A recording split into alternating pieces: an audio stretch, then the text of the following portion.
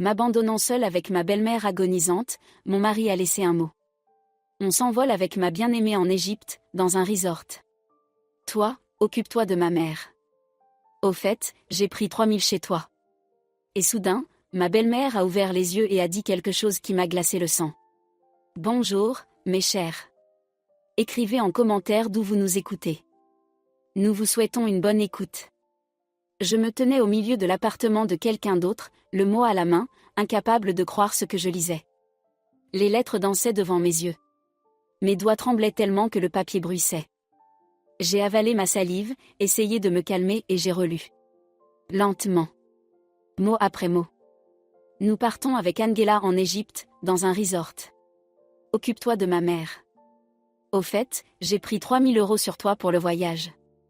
Ne t'inquiète pas, on revient dans 2 semaines. Lyon. 3000 €. Nos économies pour refaire la cuisine.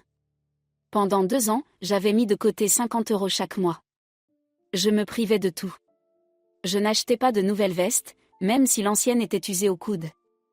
Je n'allais pas chez le coiffeur, je me coupais les cheveux moi-même. J'emportais mes repas de la maison au travail. Chaque centime allait dans la cagnotte commune. On rêvait d'une nouvelle cuisine. Lyon promettait d'aider, mais il y avait toujours une raison. Tantôt la voiture à réparer, tantôt une sortie au bar avec des amis, ou autre chose. Et maintenant, il a simplement pris cet argent. Sans demander. Et il est parti avec sa maîtresse. J'ai levé les yeux et regardé autour de moi. L'appartement m'a accueilli dans un silence de mort. Un petit 2 pièces, vieux, avec des plafonds bas et un couloir étroit. Les papiers peints étaient autrefois blancs à fleurs bleues, maintenant ils avaient jauni, viré au gris et se décollaient dans les coins. Au plafond, des traces jaunes de fuite. Le parquet grinçait sous mes pas. Ça sentait le renfermé, les médicaments et autre chose encore. Une odeur lourde, écœurante, qui me nouait l'estomac. Dans la pièce, sur le canapé, était allongée ma belle-mère. Blanca. Recouverte d'un vieux plaid rose à carreaux que j'avais déjà vu quand j'avais rencontré Lyon, il y a 6 ans. Le visage cireux, maigre jusqu'à la transparence. Les pommettes saillantes, anguleuses. Les yeux fermés, les paupières bleutées. Elle respirait difficilement, en râlant. Chaque inspiration lui coûtait un effort énorme. J'étais arrivée 1 heure plus tôt. La veille au soir, Lyon avait appelé. Sa voix était inquiète, grave. Maman va mal, avait-il dit. Très mal. Viens demain matin, le plus tôt possible. Je serai là. Il faut être près d'elle, tu comprends? Les médecins disent qu'il lui reste peu de temps. J'avais tout laissé tomber. Levé à 5 heures, j'ai préparé un sac. J'ai acheté au magasin tout ce qui pouvait servir. Des bouillons en bocal, de la nourriture pour bébé facile à avaler, des antidouleurs. Des lingettes humides, des alaises jetables. J'ai dépensé les derniers 200 €. À 6h30, j'ai pris le bus. 4 heures de route dans un car qui sentait la sueur et le café bon marché du thermos. Pendant tout le trajet, je pensais à ma belle-mère. Blanca avait toujours été stricte avec moi. Pas très affectueuse, pas du genre à faire des câlins. Mais juste. Elle ne s'immisçait jamais dans notre vie avec Lyon. Ne donnait pas de conseils, ne critiquait pas. Elle nous invitait simplement pour les fêtes, faisait des gâteaux, demandait comment allait le travail. La dernière fois que nous nous étions vus, c'était à Noël. Elle s'était plainte de fatigue. Je lui avais proposé d'aider pour le ménage. Elle avait refusé. Je me débrouille toute seule, je ne suis pas une enfant. Elle avait l'air normal alors. Peut-être un peu plus pâle que d'habitude. J'avais mis ça sur le compte de la grisaille hivernale. Et maintenant, je la regardais sans la reconnaître. La peau de son visage collée aux os. Les mains posées sur le plaid, comme celle d'un squelette. Rien que des veines et des tendons. La porte n'était pas fermée à clé. Je suis entrée, j'ai appelé. Personne n'a répondu. Je suis allée dans la pièce. Ma belle-mère était allongée sur le canapé. J'ai pensé qu'elle dormait. Je voulais poser mon sac doucement, sans la réveiller. Et c'est là que j'ai vu le papier sur la table, plié en 2, avec mon prénom écrit dessus. Natalia. Voilà comment je me suis retrouvée ici. Avec ce mot. Dans un appartement vide. Sans mari. Sans proche qui aurait dû être là. J'ai attrapé mon téléphone. J'ai appelé Yon. De longues sonneries. 1, 2, 3. Puis la messagerie. Le correspondant est temporairement indisponible ou hors zone de couverture. J'ai raccroché. J'ai rappelé. Les mêmes sonneries. La même voix. Encore. Et encore. Indisponible. Bien sûr qu'il est indisponible. Il est en vol. Ou déjà arrivé. Installé à l'hôtel. En train de siroter un cocktail au bord de la piscine. Avec Angela. La manucure du salon au rez-de-chaussée de notre immeuble. Je l'avais vue 2 ou 3 fois. Jeune, 28 ans peut-être. De longs cils artificiels, des ongles en gel, des lèvres gonflées par les injections. Toujours en robe moulante. Un parfum si fort qu'il piquait la gorge. Yon disait qu'elle lui faisait la manucure 1 fois par mois. Pour le travail, il faut avoir l'air sérieux, expliquait-il. Je l'ai cru. Comme j'ai été stupide. Les mains tremblantes, j'ai ouvert les réseaux sociaux. Je suis allée sur la page de Yon. Dernière publication. Il y a 1 heure. Une photo. Lui, en short blanc et t-shirt bleu clair, devant la mer bronzée, souriant. Les lunettes de soleil sur le front. Les dents blanches, un sourire jusqu'aux oreilles. À côté de lui, Angela. En bikini rouge, à peine assez couvrant. Ses longs cheveux noirs lâchés. Elle enlace Yon par la taille, se colle à lui de tout son corps. Les lèvres avancées pour un baiser à l'objectif. Légende sous la photo, enfin en vacances. La mer, le soleil, le bonheur. Merci à mon amour pour ce cadeau. 3 émojis cœur. Un avion. Un palmier. Déjà 25 commentaires. Trop beau. On vous envie. Profitez à fond. Enfin. Donc il en rêvait depuis longtemps. Il planifiait. Il économisait. Non. Il n'économisait pas. Il a pris mon argent. Notre argent, que je gagnais en travaillant 10 heures par jour dans un bureau étouffant, penché sur des rapports comptables. Un frisson m'a parcouru le dos. J'ai baissé le téléphone et regardé ma belle-mère. Elle était immobile. Sa poitrine se soulevait à peine à chaque respiration. Le râle était plus faible, mais toujours là. Je me suis approchée et me suis assise au bord du canapé. La structure en bois a grincé. J'ai pris la main de Blanca. Froide. La peau fine et sèche comme du parchemin. Les veines gonflées, bleutées. Les ongles longs, jaunâtres, pas coupés. La robe de chambre usée jusqu'au trou. Autrefois bleue, maintenant délavée en gris sale. Blanca, ai-je murmuré. Vous m'entendez? Silence. Juste ce râle à l'inspiration. J'ai regardé autour de moi. Sur la petite table près du canapé, il y avait des médicaments. Beaucoup. Des boîtes, des flacons, des plaquettes de comprimés. J'en ai pris une. Antidouleur puissant, sur ordonnance. J'ai lu la date. Il y a 2 semaines. Donc quelqu'un les avait achetés récemment. Mais qui? Yon. Peu probable. Je me suis levée et suis allée à la cuisine. J'ai allumé la lumière. L'ampoule a clignoté puis s'est allumée faiblement. Dans l'évier, une montagne de vaisselle sale. Des assiettes avec des restes de nourriture. Des tasses tachées de thé. Sur la cuisinière, une casserole avec quelque chose d'à moitié mangé. J'ai regardé dedans. De la bouillie couverte de moisissures. Sur la table, du pain dur comme de la pierre. Une boîte de lait concentré ouverte, envahie par des fourmis. Yon disait qu'il rendait visite à sa mère chaque semaine.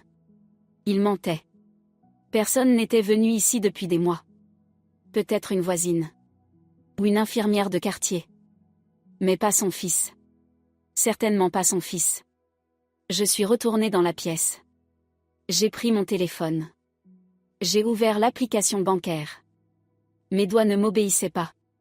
Je me suis trompée plusieurs fois de code. Enfin, l'écran s'est affiché. Notre compte commun. Il devait y avoir 3200 €. Je connaissais la somme par cœur. Je la vérifiais tous les jours. Je rêvais de cette nouvelle cuisine. Des façades blanches et lisses. De l'électroménager encastré. d'un plan de travail en pierre artificielle. Le chiffre est apparu à l'écran. 200,15 €. 3000 €. J'ai fait défiler vers le bas. Historique des opérations. Hier soir, à 21h43. Débit. 3000,00 €. Motif, paiement de services touristiques. Méditerranéen Dream Travel. J'ai fermé les yeux. Mon cœur a chuté quelque part au fond de moi. Un froid s'est formé en boule dans mon ventre. Donc tout était prévu. Il m'a appelé, m'a menti sur l'état de sa mère, m'a envoyé ici, auprès d'une femme mourante. En sachant que je laisserai tout pour venir. Parce que je laisse toujours tout quand il me le demande. Bonne épouse. Responsable. Attentionnée. Et lui a pris notre argent et s'est envolé. J'ai rouvert les yeux. Le mot était toujours sur la table. Je l'ai repris. Relu. L'écriture de Yon. Large, négligé. Ne t'inquiète pas, on revient dans 2 semaines. Ne t'inquiète pas. Il a vraiment écrit « Ne t'inquiète pas ». 2 semaines. 14 jours. Je dois rester ici avec une femme mourante. Seule. Sans aide. Sans argent. Et lui va bronzer, se baigner et coucher avec sa manucure dans une chambre d'hôtel. J'ai froissé le papier dans mon poing. J'avais envie de hurler, de casser la vaisselle, de m'arracher les cheveux. Mais je suis restée immobile, parce que derrière moi, il y avait une femme malade. Et il n'y avait personne à qui crier. Personne à frapper. Natalia, a enfin résonné une voix rauque derrière moi. Je me suis retournée brusquement. Ma belle-mère avait ouvert les yeux. Elle me regardait. Son regard n'était pas trouble, comme chez les mourants. Au contraire. Clair, accrocheur, lourd. Blanca a expiré. Vous vous êtes réveillée ? Je ne dormais pas, a-t-elle dit lentement. Je t'entendais marcher. Faire tomber ton téléphone. Fouiller dans ses réseaux sociaux. J'ai tout entendu. Je suis restée figée, le mot à la main. Enfin, il a montré qui il est vraiment, a continué ma belle-mère. Sa voix était basse, mais nette. Sans faiblesse. Sans tremblement. Assieds-toi, ma fille. Assieds-toi. Maintenant, je vais te dire la vérité sur mon petit garçon. Toute la vérité que je garde en moi depuis des années. Je me suis assise sur une chaise près du canapé. Mes jambes flageolaient. J'avais la gorge sèche. Blanca parlait posément, et dans sa voix, il n'y avait pas la douleur d'une femme mourante. Il y avait une lucidité froide. Une détermination. J'attendais ce moment, a dit Blanca. J'attendais que tu comprennes tout. Je me disais que tu devinerais peut-être plus tôt. Que tu verrais ce qu'il est. Mais non. Toi, tu es une bonne fille. Trop bonne. Gentille. Honnête. Tu fais confiance. Et lui, il en profite. Il a toujours profité de la bonté des autres. Toute sa vie. Elle a essayé de se redresser. Je me suis levée d'un bond et je l'ai aidée à s'asseoir. J'ai glissé tous les coussins que j'ai trouvés derrière son dos. Blanca s'est laissée aller contre eux. Elle a expiré avec un râle. A fermé les yeux une seconde, puis les a rouverts. Je suis en train de mourir, a-t-elle dit simplement, comme si elle parlait de la météo. Un cancer. Stade 4. Des métastases partout. Au foie, aux poumons, aux os. Les médecins m'ont donné 2 mois. 3 si j'ai de la chance. Et on le sait. Il le sait depuis 6 mois. Je n'ai rien dit. Ma gorge était serrée au point que respirer me faisait mal. Il l'a appris en mars, a continué Blanca. C'est moi qui l'ai appelé, qui lui ai dit. Il est venu le lendemain. Il s'est assis juste là, où tu es assise. Et tu sais ce qu'il a demandé en premier ? Maman, tu as un testament ? Pas comment tu te sens. Pas qu'est-ce que les médecins disent. Pas je peux t'aider comment. Non. Un testament. Elle a esquissé un sourire. Amer. Je lui ai répondu que non, que je n'avais pas eu le temps de le faire. Il a hoché la tête. Il a dit, il faudrait s'occuper de ça. Et il est parti. Il est resté ici 20 minutes, après avoir appris que sa mère allait mourir. J'ai serré les poings. Mes ongles se sont enfoncés dans mes paumes. Il est revenu une deuxième fois, 2 mois plus tard, poursuivait ma belle-mère. Il a apporté des papiers. Déjà prêts. Déjà imprimés. Il a dit, maman, voilà, j'ai tout préparé, tu n'as qu'à signer. On met l'appartement à mon nom, ce sera plus simple. Après, on verra. J'ai pris les papiers. J'ai lu. Tout était écrit. L'appartement, pour lui. Les économies à la banque, pour lui. Même ma pension, figure-toi, devait être versée sur son compte tant que je serais en vie. Elle s'est arrêtée. A toussé. Je lui ai donné de l'eau, dans le verre posé sur la table de chevet. Elle a bu une gorgée. S'est essuyé la bouche d'une main tremblante. J'ai refusé de signer, a dit Blanca. Je lui ai dit que j'allais réfléchir. Que j'allais consulter un avocat. Il s'est vexé. Il s'est levé, a claqué la porte et il est parti. Depuis, il n'a plus appelé. Plus du tout? Même pas une fois? En 4 mois. J'étais ici, seule. La voisine, Madame Arevalo, m'achetait du pain et des médicaments. Une infirmière de la clinique passait une fois par semaine pour me faire des injections. Et mon fils a disparu. Comme s'il s'était volatilisé. J'écoutais sans y croire. Yon. Mon mari. L'homme avec qui j'avais vécu 6 ans. On s'était mariés il y a 3 ans. Il avait promis de m'aimer et de prendre soin de moi. Il l'avait juré devant tout le monde. Il m'avait embrassée en disant que j'étais son destin. C'est impossible, ai-je murmuré. Il ne peut pas faire ça. Si, il peut, a dit Blanca d'une voix ferme. Et comment? Je l'ai mis au monde. Je l'ai élevé. Je le connais mieux que toi. Il a toujours été comme ça. Depuis l'enfance. Il ne pense qu'à lui. Elle s'est tue et m'a regardé droit dans les yeux. Je l'ai élevé seule, a-t-elle dit doucement.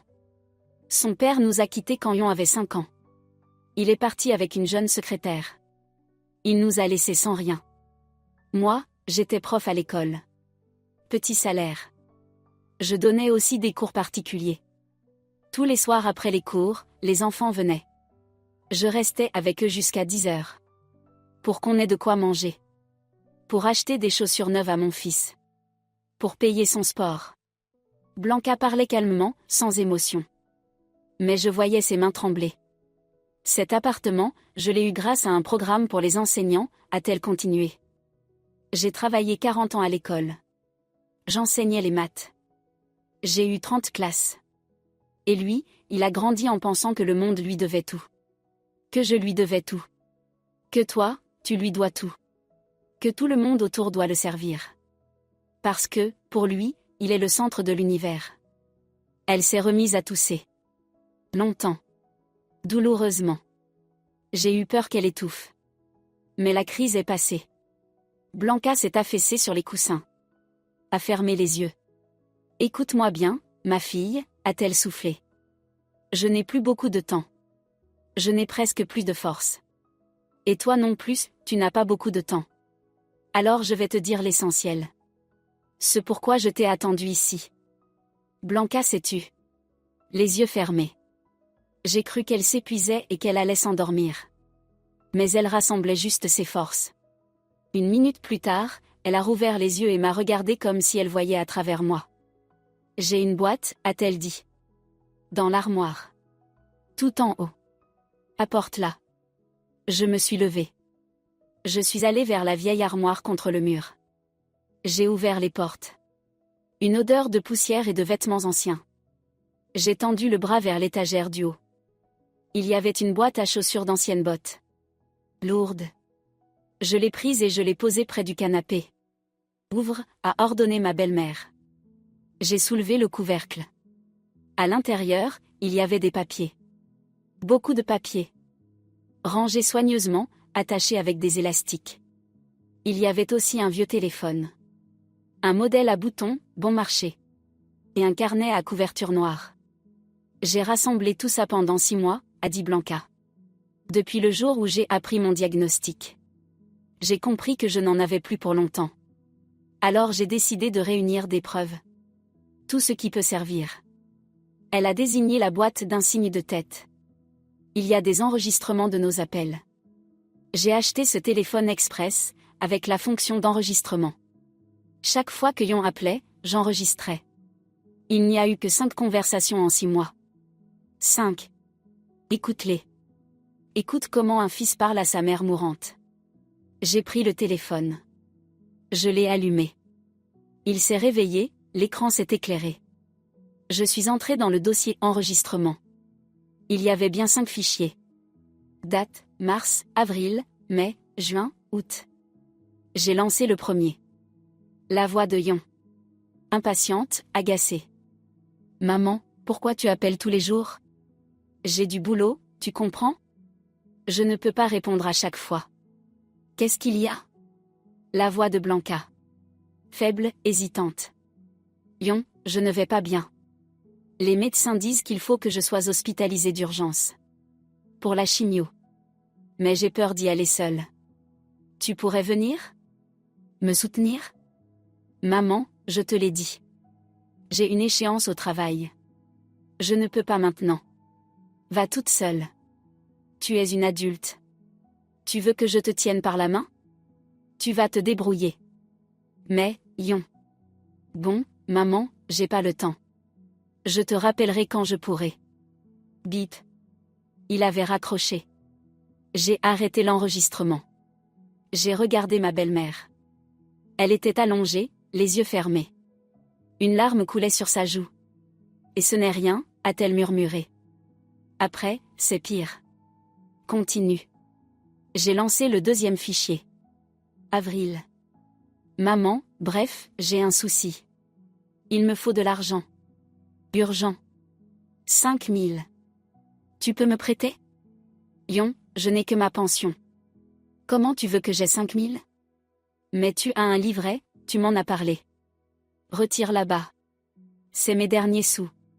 Je les ai mis de côté pour mes obsèques. Maman, dis pas n'importe quoi. Tu vas encore vivre.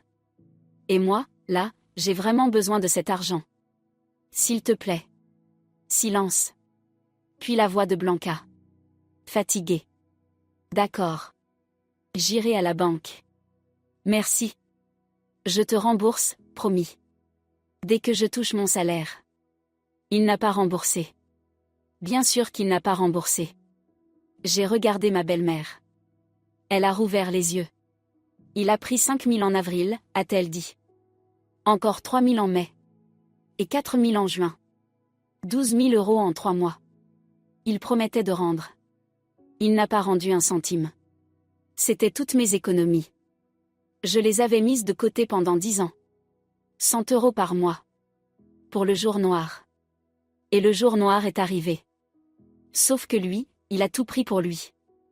Je sentais bouillir quelque chose en moi. Mes mains se refermaient en poing. Yon.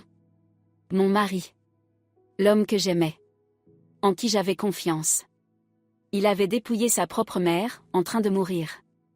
Tout est noté dans le carnet, a continué Blanca. Les dates, les montants. J'ai tout consigné. Chaque euro. Il y a aussi les relevés bancaires. Et les reçus qu'il m'a donnés. Bon, ces reçus sont nuls. Des bouts de papier, mal rédigés. Mais ça reste toujours ça. J'ai pris le carnet. Je l'ai ouvert. Une écriture d'institutrice, bien propre. Un tableau. Date, somme, motif, signature. Et en effet, tout était noté au centime près. 15 avril. 5 000 €. Pour des besoins urgents. 20 mai. 3 000 €. Pour réparer la voiture. 3 juin. 4 000 €. Pour payer un crédit. Il n'a jamais réparé de voiture, a dit Blanca. Il n'en avait même pas à l'époque. Il ne l'a acheté qu'en juillet. Avec mon argent, donc. Et quel crédit? Je ne sais pas. Il ne m'a rien dit. Il a juste lâché, maman, je suis dans la merde, aide-moi. Je tournais les pages. Il y avait d'autres notes. Plus anciennes. 27 janvier. A appelé pour demander de surveiller l'appartement pendant qu'il partait en vacances. Il n'est venu ni avant ni après. Il n'a même pas rendu les clés. 15 février. Anniversaire. Il n'est pas venu. Il n'a pas appelé. SMS à 22h, joyeux anniversaire, maman. Désolé, j'ai oublié. 3 mars. J'ai appris le diagnostic. Je l'ai appelé. Il a dit qu'il viendrait demain. Il est venu une semaine plus tard. Il est resté 20 minutes. A demandé pour le testament. Je lisais et je ne reconnaissais pas l'homme que j'avais épousé. On disait toujours qu'il aimait sa mère. Qu'il s'occupait d'elle. Qu'il appelait tous les jours. Mensonge. Tout était mensonge. Tout en bas, il y a les documents médicaux, a dit Blanca. Les comptes rendus d'hôpital. Les analyses. Les conclusions des médecins. Tout ce qui confirme mon diagnostic. Et les dates où j'étais hospitalisée. Il n'est jamais venu me voir. Pas une seule fois. J'ai passé 3 semaines à l'hôpital en avril. Seule. Ma voisine de chambre me demandait tous les jours, et les vôtres, ils viennent quand? Je mentais. Je disais que mon fils était en déplacement. Qu'il ne pouvait pas venir. J'avais honte d'avouer qu'il s'en fichait. Sa voix tremblait. J'ai remis le carnet dans la boîte. Je me suis rapprochée. J'ai pris sa main. Elle était froide, sèche. Blanca. Elle m'a regardée.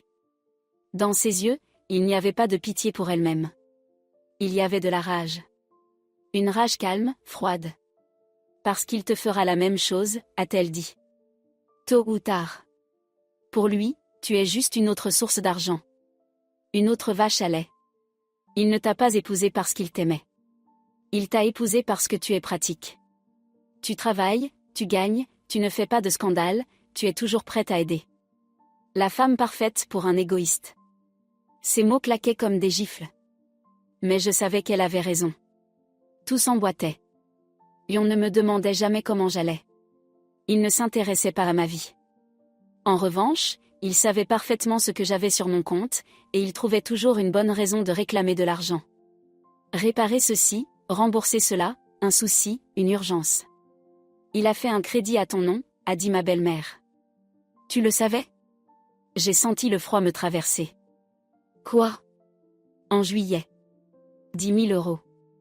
À la banque Crédit Europa. Je l'ai appris par hasard. Il s'est vanté au téléphone. Il a dit, maman, tu te rends compte comme j'ai été malin? J'ai fait un crédit au nom de Natalia, elle n'est même pas au courant. Son dossier est propre, ils ont accepté direct. Le monde a vacillé. Un crédit. À mon nom? Sans que je le sache? C'est impossible, ai-je soufflé. On ne peut pas faire un crédit sans mon accord. Si, quand on a une copie de tes papiers et accès à ton téléphone, a répondu Blanca. Demande en ligne. Code SMS.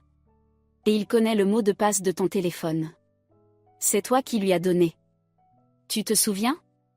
Vous aviez dit que vous aviez les mêmes mots de passe, pour que ce soit plus simple. Oui. Je m'en souvenais. Il y a 1 an, on avait décidé que c'était plus pratique. Les mêmes codes sur nos téléphones, accès partagé aux emails, aux applis bancaires. On est une famille, on n'a rien à se cacher, disait-on. Et pendant ce temps, il collectait des infos. Il copiait mes documents. Il se préparait. Vérifie, a ordonné Blanca.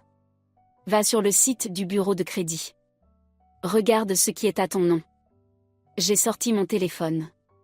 Mes mains tremblaient. Je suis entrée sur le site du bureau de crédit. J'ai saisi mes données. Demandé l'extrait. Attendu 1 minute. Le fichier s'est chargé. J'ai ouvert.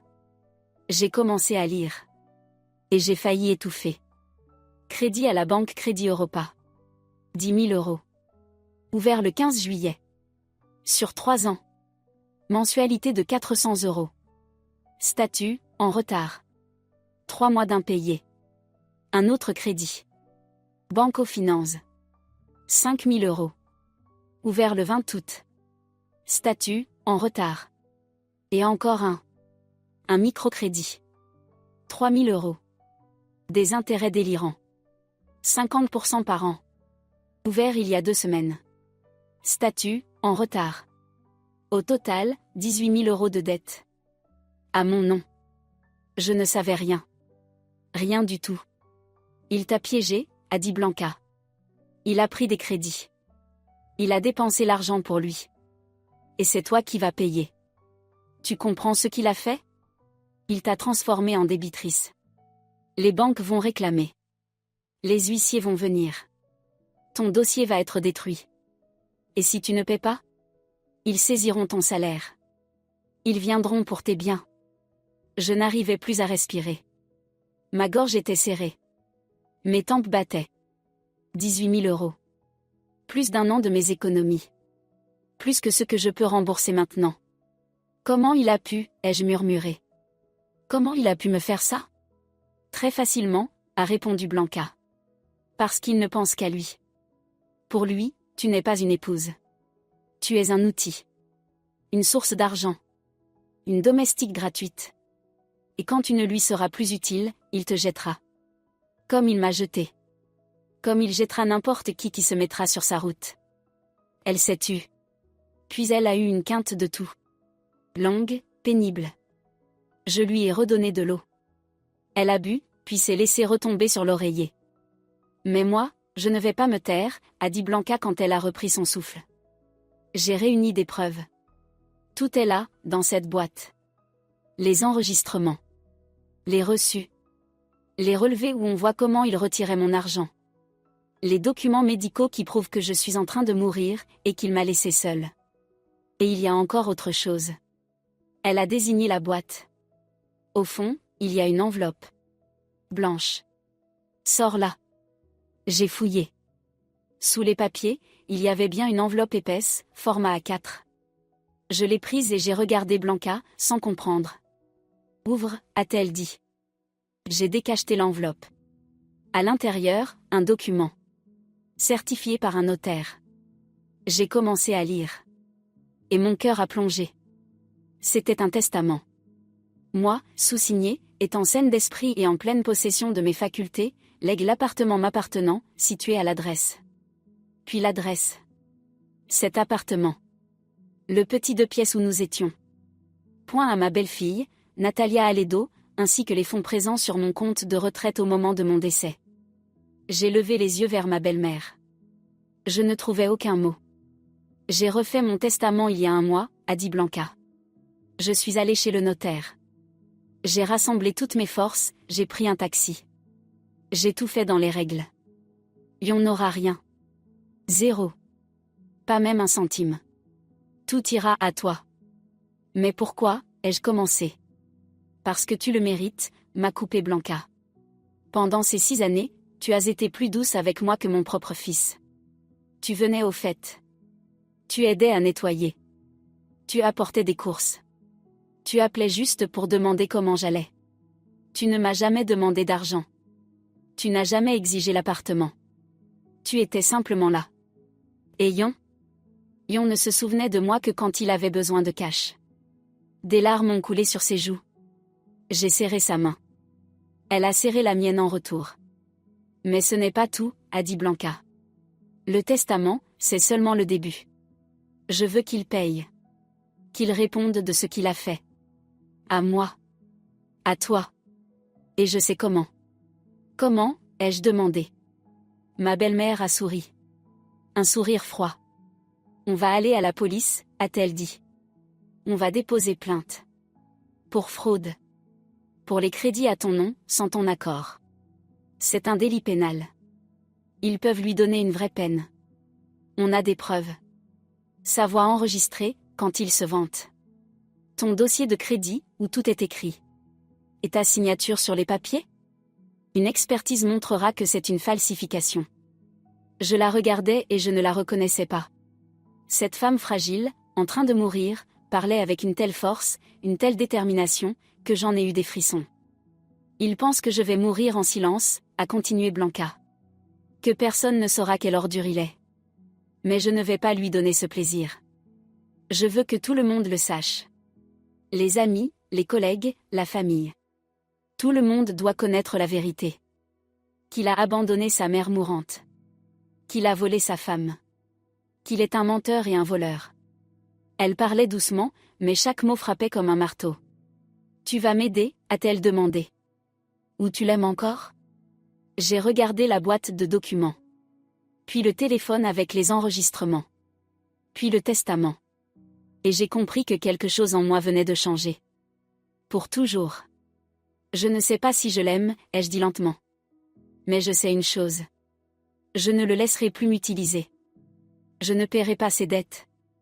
Je ne couvrirai plus ses mensonges. Et je ne le laisserai pas oublier qu'il vous a laissé mourir. Blanca a hoché la tête. Alors écoute bien, a-t-elle dit. Voilà ce qu'on va faire. Les 3 jours suivants, je les ai passés dans cet appartement. Je ne suis pas partie. Je ne suis même pas allée au travail. Ma chef a appelé, j'ai dit que j'avais des problèmes familiaux. Elle m'a autorisé à prendre une semaine sans solde.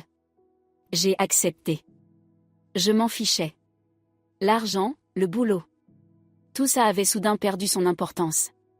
Blanca avait raison. Il me restait peu de temps, et je devais l'utiliser correctement. D'abord, j'ai remis l'appartement en état. J'ai lavé les sols. J'ai fait une lessive. J'ai jeté tout ce qui avait tourné dans le frigo et j'ai acheté des produits frais. J'ai préparé de vrais repas. Bouillon de poulet, purée, rôti. Blanca mangeait peu, mais elle mangeait. Elle disait que, pour la première fois depuis un mois, elle sentait le goût de la nourriture. Yon apportait des plats tout faits, racontait-elle pendant que je lui donnais du bouillon. Quand il venait. Des lasagnes du supermarché. Des saucisses. Du bas de gamme. Il balançait ça dans le frigo et il repartait. Il disait, voilà, maman, je t'ai apporté de quoi manger, maintenant débrouille-toi. Et moi, je pouvais faire quoi? Cuisiner? Je n'avais même pas la force d'aller jusqu'à la cuisine. Je restais ici, à manger du pain avec de l'eau. Parfois, la voisine, Madame Arevalo, apportait une soupe, mais elle est vieille, malade, elle ne pouvait pas venir souvent. Je l'écoutais, et je sentais une colère monter en moi. Une colère froide, silencieuse. Pas une crise. Pas des larmes.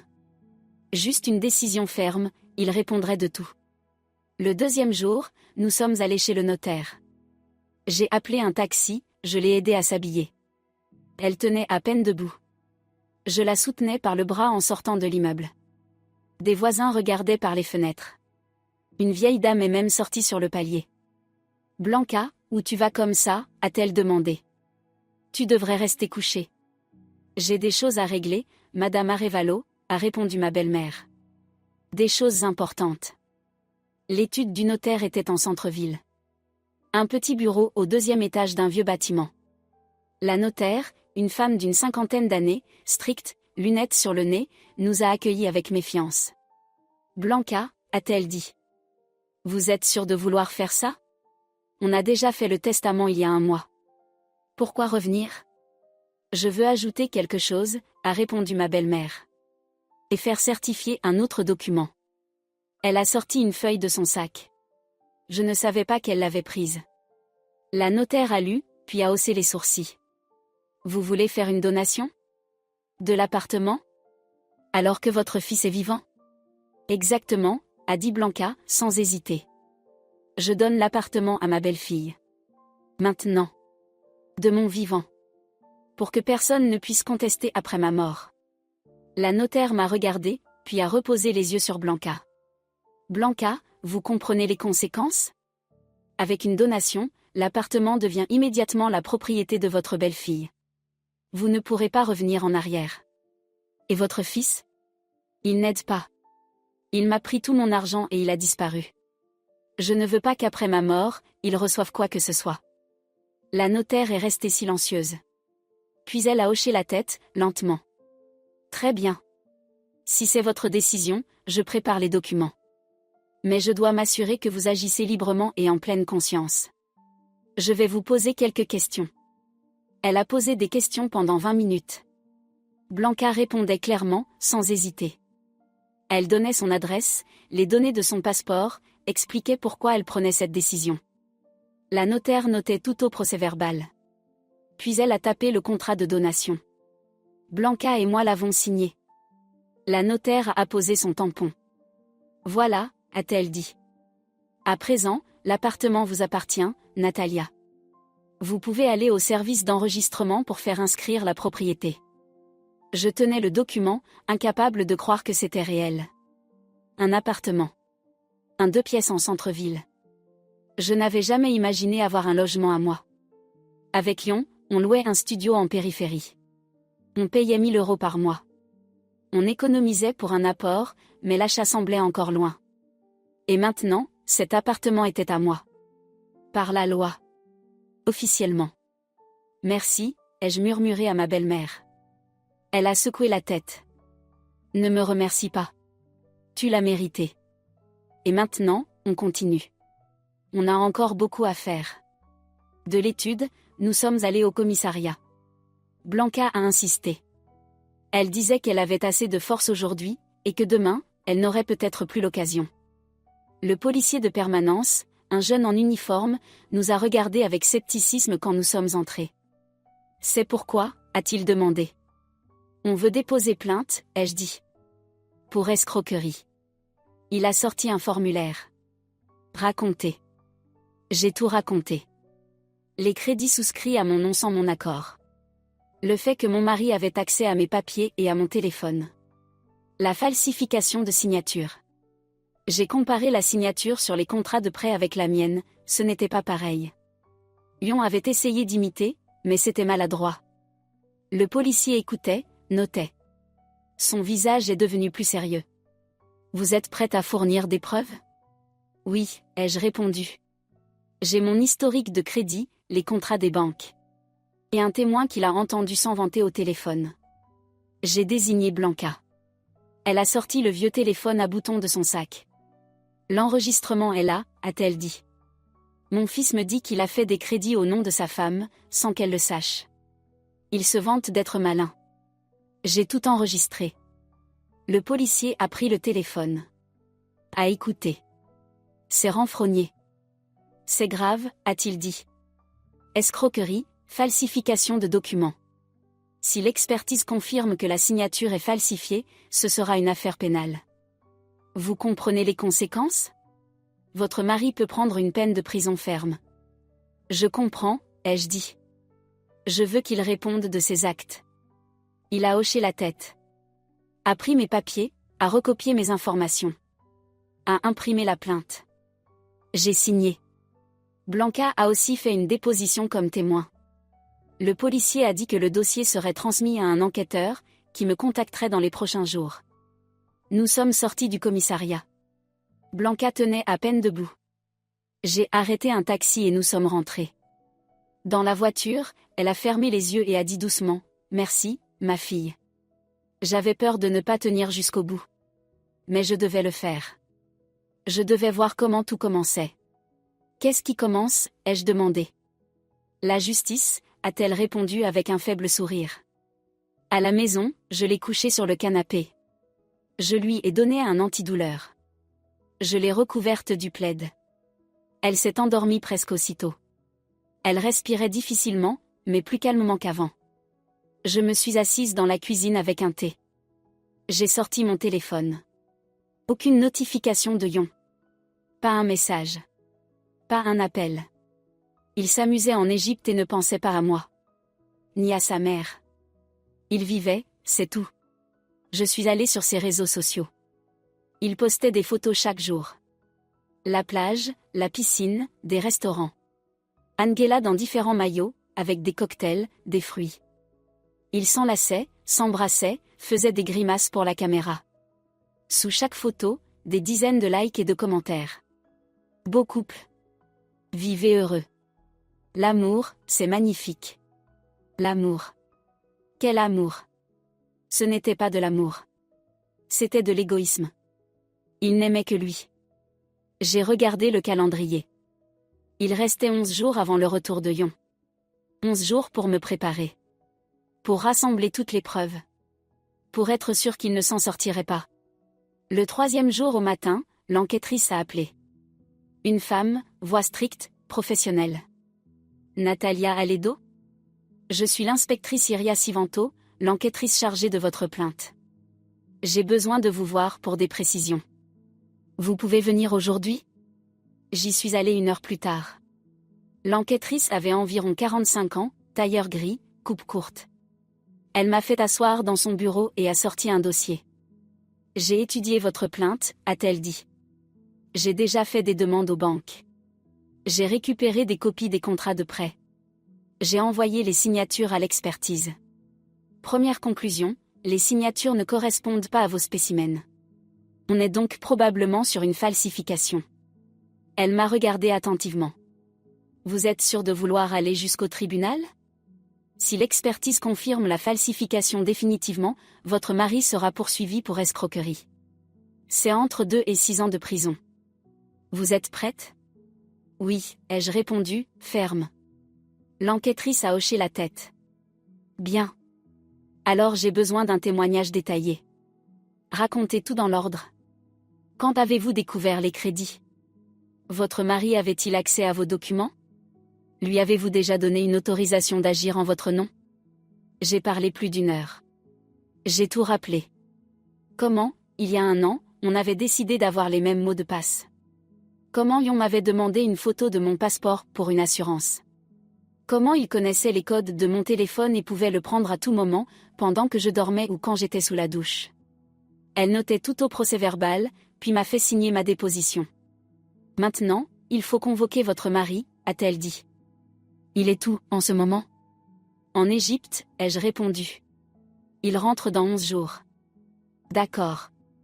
On attend son retour. On lui enverra une convocation. Il aura l'obligation de se présenter dans les 3 jours après réception. S'il ne vient pas, on le recherchera. Elle a refermé le dossier. Une dernière question, Natalia. Vous vivez avec votre mari? Oui. Enfin. Je vivais. On louait un appartement ensemble. Mais je ne compte pas y retourner. Je reste ici pour m'occuper de ma belle-mère. Très bien. Je vous recommande de récupérer vos affaires avant son retour. Et de limiter les contacts. Ne répondez pas à ses appels, ne le voyez pas seul. Il peut essayer de vous mettre la pression pour que vous retiriez la plainte. Je ne la retirerai pas, ai-je dit. Malgré tout, soyez prudente. Quand les gens comprennent qu'ils sont pris, ils peuvent devenir imprévisibles. Je suis sortie du bureau avec une étrange sensation de soulagement. Tout était lancé. La machine s'était mise en route. Et on ne pouvait plus l'arrêter. Le 4e jour, je suis allée à notre appartement en location. Avec un grand sac. J'ai ouvert, j'ai regardé autour de moi. Tout était comme je l'avais laissé 1 semaine plus tôt. La vaisselle sale dans l'évier. Le désordre dans la pièce. Les affaires de Yon éparpillées par terre. Je n'ai pris que le mien. Mes vêtements, mes papiers, ma trousse de toilette, mes livres. Mon ordinateur. Tout ce qui comptait. Le reste, je l'ai laissé. Je n'en avais plus besoin. Cette vie-là, je n'en voulais plus. En sortant, je suis tombée sur la propriétaire. Elle montait l'escalier avec des sacs de course. Natalia, a-t-elle dit, surprise. Vous déménagez?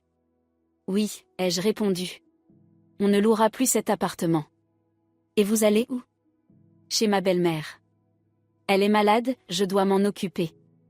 La propriétaire a froncé les sourcils. Et Yon est au courant? Il a payé jusqu'à la fin du mois. Il le saura quand il rentrera, ai-je dit. S'il a des questions, qu'il m'appelle. Je suis passée devant elle et je suis sortie. Sans me retourner. Blanca m'attendait à la maison. Elle était assise sur le canapé, emmitouflée dans le plaid. Elle avait meilleure mine que quelques jours plus tôt. Les joues un peu plus roses. Le regard clair. Tu as tout pris, a-t-elle demandé. Tout ce qu'il fallait. Bien. Maintenant tu es libre. Quoi qu'il dise quand il reviendra, n'oublie pas, tu ne lui dois rien. Je me suis assise près d'elle, j'ai pris sa main. Blanca. Et s'il essaie de contester la donation? S'il dit que vous n'étiez pas lucide, que je vous ai forcé? Elle a eu un petit rictus.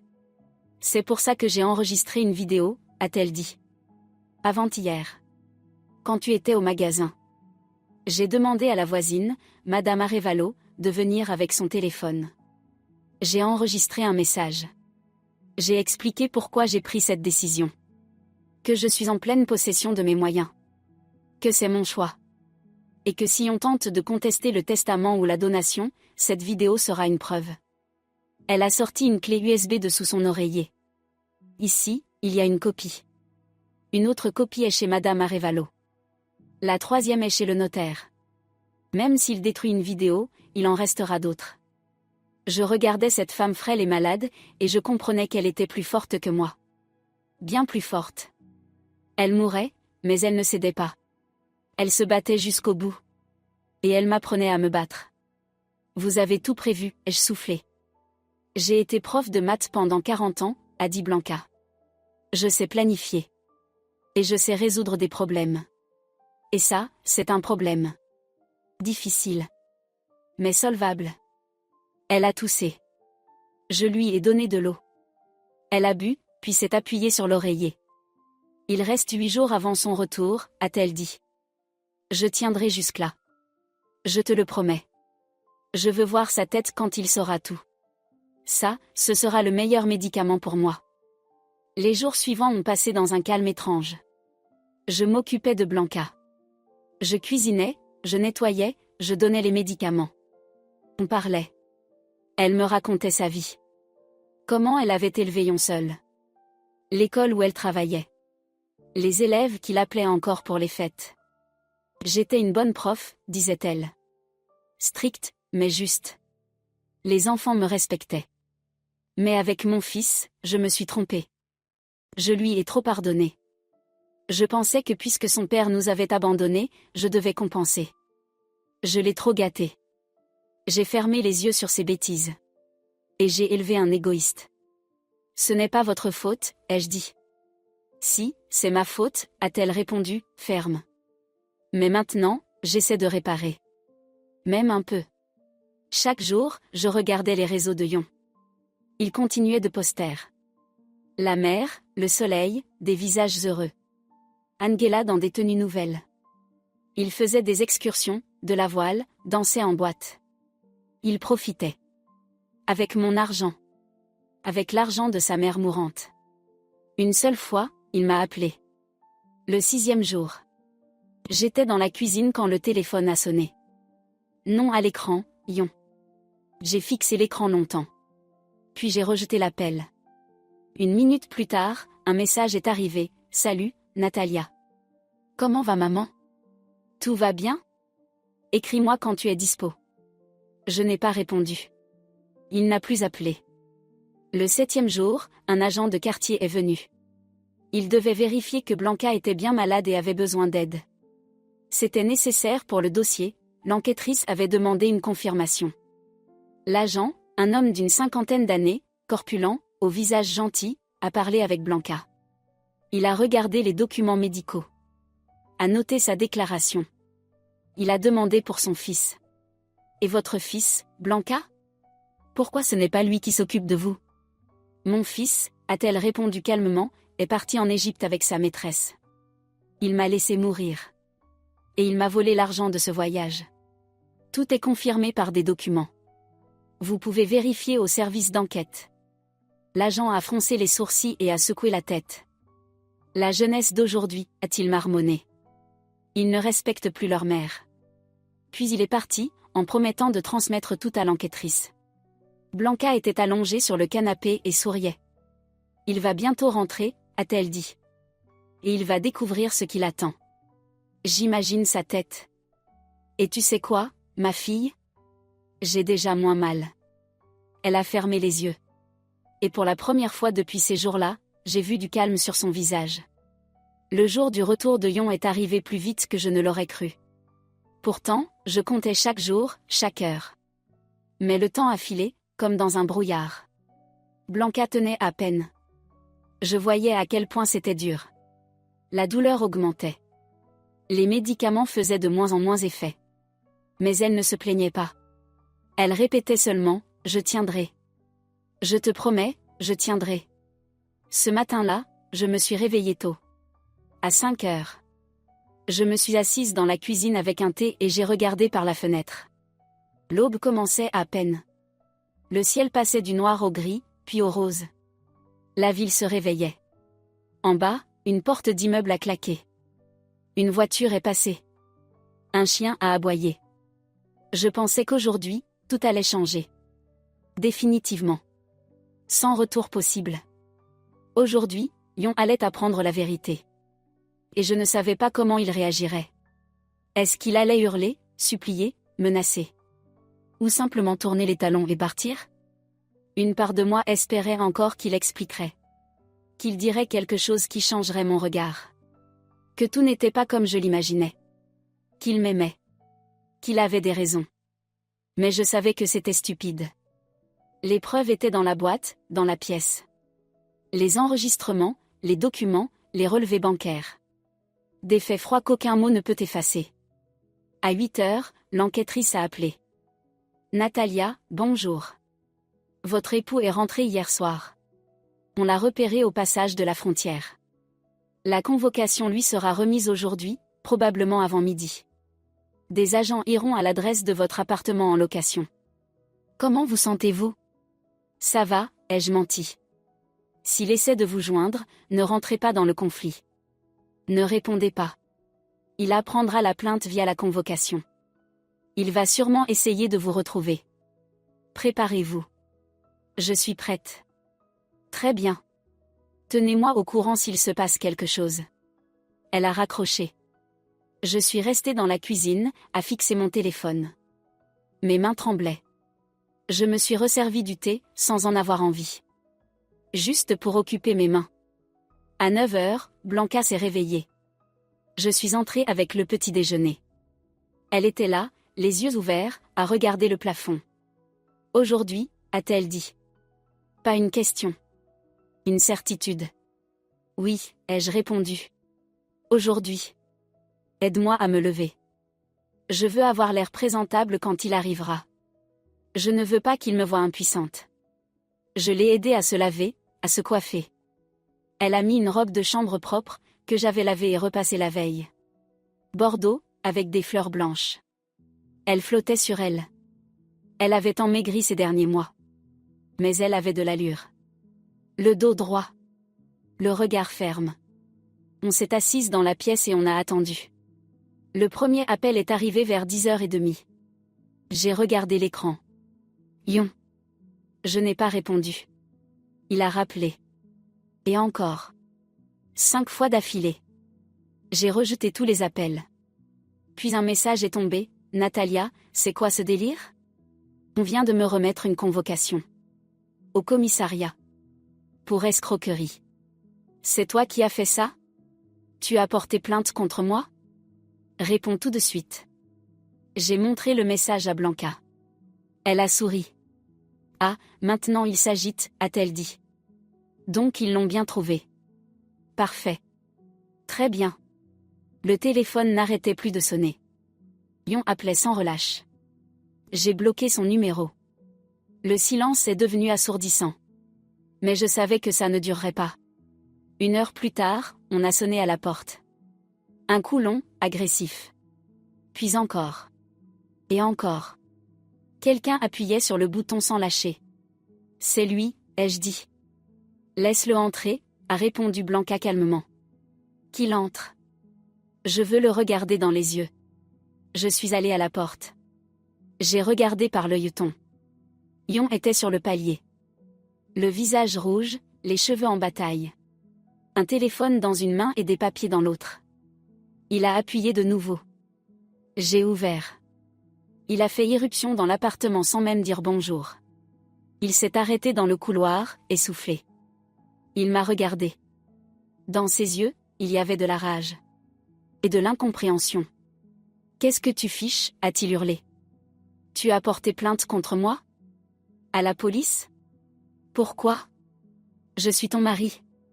Viens dans la pièce, ai-je dit d'une voix neutre. Ta mère est là. On va parler tous les trois. Ta mère? Je m'en fous de ma mère. Explique ce bordel. On m'a remis une convocation. On m'accuse d'escroquerie. On dit que j'ai fait des crédits à ton nom. C'est n'importe quoi. Je n'ai rien fait. Il criait, gesticulait, le visage tordu. Je le regardais, et je me demandais comment j'avais pu vivre avec lui 6 ans sans voir qui il était vraiment. Viens dans la pièce, ai-je répété. Ou tu pars. Il n'y a pas de troisième option. Il s'est tu. Il m'a regardé, déconcerté. Il devait s'attendre à ce que je panique, que je me justifie, que je m'excuse, que je le supplie. Mais je suis restée droite, à soutenir son regard. D'accord, a-t-il lâché enfin. Allons voir maman. Comme ça, elle entendra aussi les bêtises que tu racontes. Il est entré dans la pièce. Je l'ai suivi. Mon cœur cognait, mais dehors, je restais calme. Blanca était assise sur le canapé. Dos droit, main posée sur ses genoux.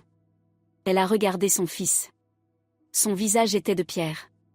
« Bonjour, Yon », a-t-elle dit. « Salut, maman », a-t-il grogné. « Tu sais ce qui se passe ? Natalia a porté plainte contre moi. Elle dit que je lui ai volé de l'argent, que j'ai fait des crédits à son nom. C'est du délire. Je n'ai rien fait. » Blanca n'a rien répondu. Elle le fixait. Yon devenait de plus en plus nerveux. « Dis-lui », a-t-il insisté. « Dis-lui que c'est faux. Que je ne peux pas avoir fait ça. » « Tu l'as fait, » a dit Blanca calmement. « Et tu sais très bien ce que tu as fait. Ne joue pas la comédie. » Yon s'est figé. Il a regardé sa mère, puis moi. « De quoi tu parles ?» Sa voix est devenue plus basse. Méfiante. « Je parle du fait que je sais tout », a répondu Blanca. « Tu as fait 3 crédits au nom de ta femme. Sans son accord. Tu as falsifié des signatures. Tu as dépensé l'argent pour toi. Pour ta maîtresse. Pour ce voyage en Égypte. Tu pensais que Natalia ne découvrirait rien. Mais elle a découvert. Et maintenant, tu vas répondre. » Yon a blêmi. Il s'est laissé tomber sur une chaise. Les papiers ont glissé de ses mains et sont tombés au sol. « Mais... comment ? D'où vous savez ça ? » « Je sais parce que tu me l'as dit toi-même, » a dit Blanca. Au téléphone. Il y a 2 mois. Tu te vantais d'être malin, tu te souviens ? Tu as dit, maman, tu te rends compte comme j'ai été intelligent ? J'ai fait un crédit au nom de Natalia, elle ne sait même pas. Yon a ouvert la bouche. L'a refermée. Puis l'a rouverte. Je l'ai enregistré, a continué Blanca. Tout enregistré. Chacune de nos conversations de ces 6 derniers mois. Il y a des choses très intéressantes. Tu veux écouter ? Elle m'a fait un signe. J'ai sorti la boîte de sous le canapé. Je l'ai ouverte. J'ai pris le téléphone. J'ai lancé l'enregistrement. La voix de Yon a rempli la pièce. « Maman, tu te rends compte, j'ai vraiment été malin. J'ai fait un crédit au nom de Natalia, elle n'est même pas au courant. Son dossier était clean, ils ont accepté direct. 10 000 €. Là, j'aurai de quoi acheter la voiture. » La voix de Blanca, sur l'enregistrement, « Yon, mais c'est illégal. Elle va le découvrir. » Elle ne découvrira rien. J'ai tout fait comme il faut. Je connais les mots de passe, j'ai accès à son téléphone. Elle ne vérifie jamais ce genre de truc. Le principal, c'est de ne pas vendre la mèche. J'ai stoppé l'enregistrement. J'ai regardé Yon. Il était assis, blême, la bouche entr'ouverte. Ses mains tremblaient. Ça ne prouve rien, a-t-il réussi à sortir. C'est juste un enregistrement. On peut le truquer. L'expertise le dira, ai-je répondu. Et elle l'a déjà dit, en fait. L'enquêtrice a envoyé l'audio en analyse. Ils ont confirmé que c'était ta voix. Sans montage. Sans trucage. Yon a bondi de sa chaise. Vous êtes devenues folles. Toutes les deux. Je n'ai rien fait. Tout ça, c'est faux. Et tu as pris 12 000 € à ta mère en 3 mois, et je continuais calmement. Tu as promis de rembourser. Tu n'as pas remboursé. Il y a des reçus. Il y a des relevés bancaires où on voit qu'elle retirait l'argent et te le transférait. Il y a son témoignage. Mais elle est malade, a hurlé Yon. Vous le dites vous-même, elle est en train de mourir. Donc elle a pu se tromper sur n'importe quoi. Elle n'est pas lucide. Blanca a eu un rictus. J'ai enregistré une vidéo, a-t-elle dit. Où j'explique que je suis en pleine possession de mes moyens. Que je fais tout de mon plein gré. Que toi, mon fils, tu m'as laissé mourir. Que tu m'as pris tout mon argent. Que tu n'appelais plus, que tu ne venais plus. Le notaire a certifié cette vidéo. L'agent de quartier l'a vue. Et l'enquêtrice aussi. Yon était au milieu de la pièce. Il regardait sa mère, puis moi. Dans ses yeux, il y avait tout, la peur, la colère, l'incompréhension. Pourquoi vous faites ça, a-t-il demandé, plus bas. Pourquoi vous me piégez? On ne te piège pas, ai-je répondu. On dit la vérité. Tu as volé de l'argent. Tu as dépouillé ta propre mère. Tu m'as menti pendant des années. Tu es parti en Égypte avec ta maîtresse avec mon argent. Et tu pensais que tout allait passer. Ce n'est pas le cas. Il a recommencé à crier. Je n'ai pas volé. J'ai emprunté. Je voulais rembourser. J'allais tout expliquer. Quand, a demandé Blanca. Quand tu allais expliquer? Après ma mort? Quand tu aurais reçu l'appartement en héritage? Yon sais-tu? Il a regardé sa mère de plus près. À propos de l'appartement, a repris Blanca. Tu ne l'auras pas. Je l'ai transféré. À Natalia. Par donation. Il y a un mois. Chez le notaire. Tout est légal. Tout est officiel. Maintenant, cet appartement lui appartient. Yon s'est affaissé sur une chaise. Lentement. Comme au ralenti. Il était livide. Ses lèvres tremblaient. Quoi? Qu'est-ce que tu viens de dire? J'ai fait une donation, a répété sa mère. L'appartement n'est plus à moi. Il est à Natalia. Tu n'auras rien. Ni l'appartement. Ni l'argent. Rien. Parce que tu ne le mérites pas, silence. Long. Lourd. Yon était immobile, les yeux fixés dans le vide. Puis il a relevé la tête, lentement. Tu n'avais pas le droit, a-t-il dit. Cet appartement est à moi. Je suis ton fils. Ton seul fils. Tu devais me le laisser. Je devais? Blanca a répété. Je ne dois rien à personne. Et sûrement pas à toi. Tu m'as abandonné quand j'avais le plus besoin d'aide. Quand j'étais en train de mourir. Tu t'es enfui en Égypte avec une fille. Tu as laissé un mot. Tu n'as même pas rappelé. Tu ne pensais qu'à toi. À toi, et à personne d'autre. Je ne t'ai pas abandonné. La voix de Yon est repartie en cri. Je voulais juste. J'avais besoin de repos. J'étais crevée. Je travaille beaucoup. Tu travailles beaucoup? Je n'ai pas tenu. Tu es manager dans une entreprise de BTP. Tu es au bureau de 9 à 6. Tu as tes week-ends.